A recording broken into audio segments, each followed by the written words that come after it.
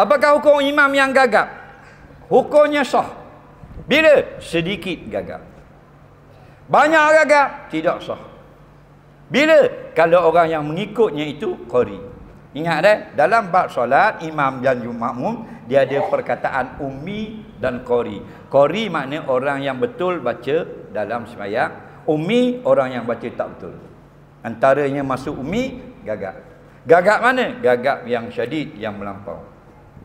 Gagap sedikit, dimaafkan. Boleh jadi imam. Maliki yaumiddin, iyyaka na'budu, boleh lagi. Faham?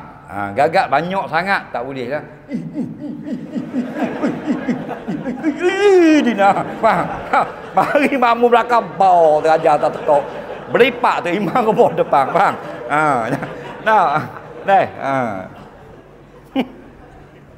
Dah lelah orang belakang dah. Sikit apa? Bismillahirrahmanirrahim. Sikit.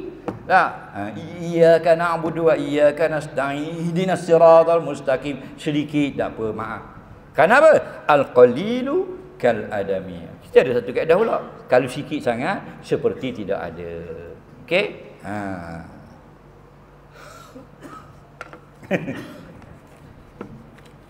Ni dah kalau dah gagap panjang itu nak beri salam tak boleh salam.